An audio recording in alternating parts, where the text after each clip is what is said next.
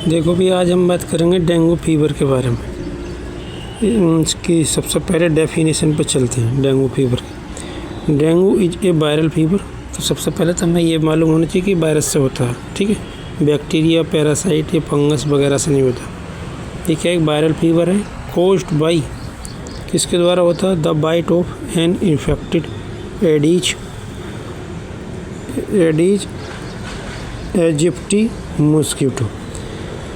The bite of an infected, ऐसा Aedes aegypti mosquito नाम का एक मच्छर है जिसके काटने से क्या होता है, ये डेंगू फीवर हो जाता है। और वो मच्छर पहले से क्या होता है, इन्फेक्टेड होता है, मतलब उसके अंदर पहले से डेंगू का वो रहता है, वायरस, ठीक है, तभी तुम्हें डेंगू होगा। ऐसा नहीं कि नॉर्मल मच्छर काट ले तुम सोचो कि डेंगू हो जाएगा, तो नहीं हो। इसी प्रजाति का होना चाहिए, किसको, एडीज इजिप्टी मॉस्किटो, ठीक। अगर ये नॉर्मल इजिप्टी मॉस्किटो होगा तो नहीं होगा, लेकिन अगर ये पहले से इसके अंदर डेंगू का वायरस है तो फिर उसके बाद ही तुम्हें काटेगा, तब तुम्हें क्या, डेंगू हो जाएगा। मेरे को एक बार हो चुका, बहुत बुरी हालत हो गई थी भाई साहब, कोरोना से भी खतरनाक है, ये बता रहा हूँ।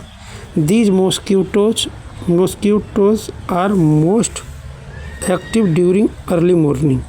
ये जो सबसे ज़्यादा एक्टिव कब रहते हैं, अर्ली मॉर्निंग, मतलब सुबह 5-6-7 बजे मान लो, एंड इवनिंग, और क्या शाम के टाइम में क्या ये ज़्यादा एक्टिव रहते हैं, तो इसलिए सुबह शाम ज़्यादा ध्यान रखोगे। डेंगू में एक हमारे जान पहचान के दोस्त थे, उनके भाई की मौत हो गई थी।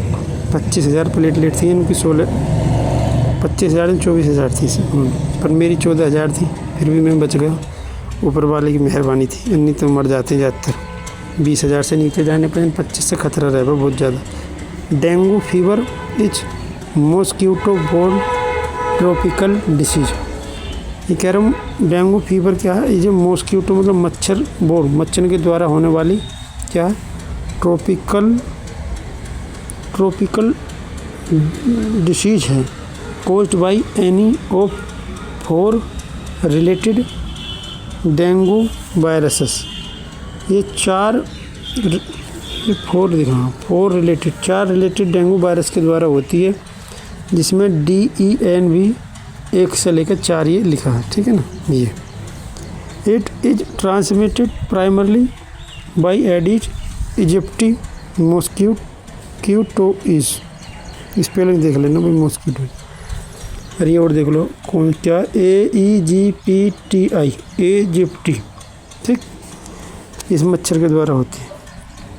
कभी कभी यही पूछ सकते हैं MCQ में, खाली से मच्छर का नाम यही पूछ सकते हैं, वायरस से होती है, बैक्टीरिया से। ऐसे मलेरिया के बारे में पूछ सकता है, टाइफाइड के बारे में पूछ सकता है, TB के बारे में पूछ सकता हो कि बैक्टीरिया से होती हैं ये या वायरस से होती हैं, और उनके नाम क्या है ये भी पूछ सकते हैं।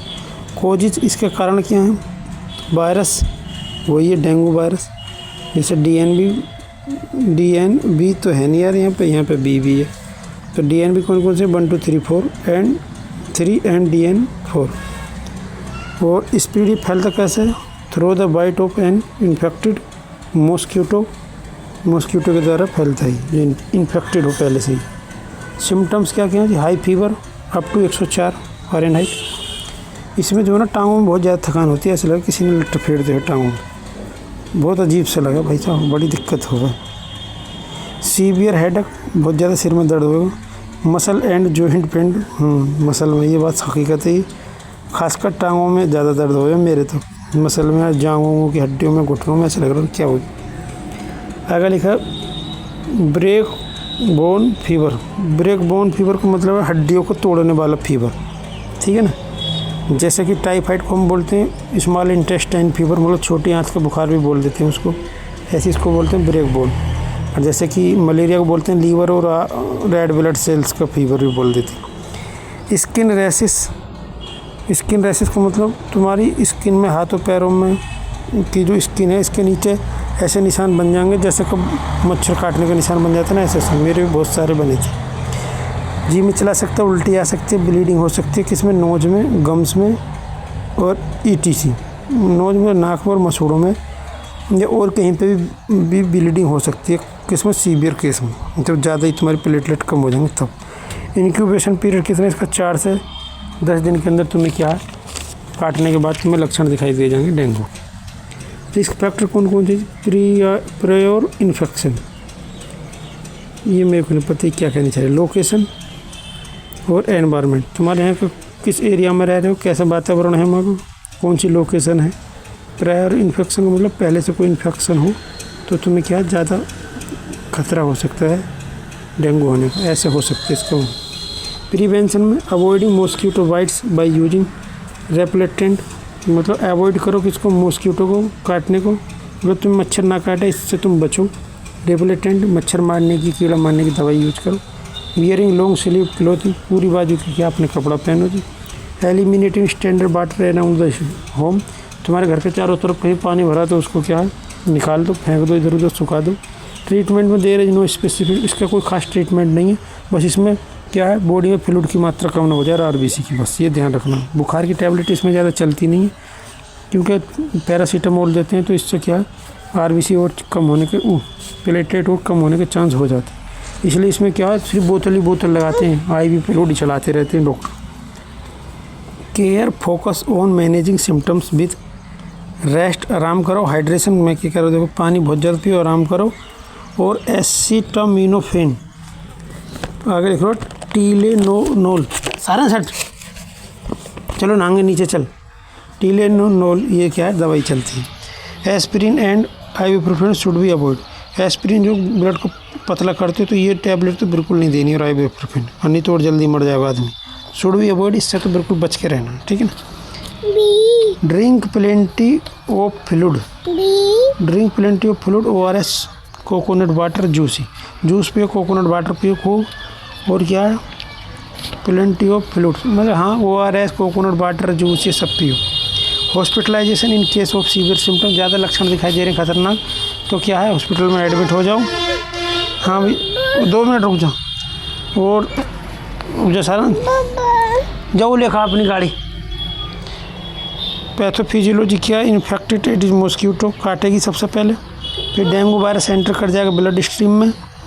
Virus infect white blood cells और या WBC को क्या है ये इन्फेक्ट वो करेगा, अफेक्टेड करेगा, नहीं इन्फेक्ट करेगा। वायरस इन्फेक्ट WBC, सारा तो सही मारूंगा भी। इंक्रीज कैपिलरी, नहीं इम्यून रेस्पॉन्स एक्टिव हो जाएगा, जिससे क्या बनेंगे साइटोकाइनिन रिलीज होंगे। इंक्रीज कैपिलरी परमिबिलिटी, मतलब इंक्रीज का मतलब बढ़ जाएगी कैपिलरी परमिबिलिटी, मतलब जो कैपिलरी की जो परमिबिलिटी है वो क्या बढ़ जाएगी, जब तो लाल लाल से निशान हो जाएंगे हाथ पैरों पे, ब्लीडिंग होने के चांस क्यों रहते हैं क्योंकि कैपिलरी की जो परमिबिलिटी बढ़ जाती है। प्लाज्मा लीकेज करेगा इनटू टिश्यू में को, प्लेटलेट काउंट एंड ब्लीडिंग होगी, और शॉक लग जाएगा जिससे क्या तुम मर जाओगे इन सीवियर केस, जैसे कि DHF और DSS। और भी देख लेना तुम पैथोफिजियोलॉजी, यार ये हमारे जो बालक है ना ये परेशान कर रहे, पढ़ा नहीं दे रहे, ठीक। पहले ये होगी फिर ऐसे ऐसे समझ लेना तुम। तो इसमें मैंने पैथोफिजियोलॉजी देख ली, ट्रीटमेंट देख ली, प्रिवेंशन, रिस्क फैक्टर। आगे है जी डेफिनेशन देख ली, और कोजेज देख लिए जी, और सिम्टम्स देख लिए, ठीक। और क्या इंक्यूबेशन पीरियड। अब हम ये वीडियो बंद करते हैं भाई, फिर कभी देखेंगे अगली वीडियो।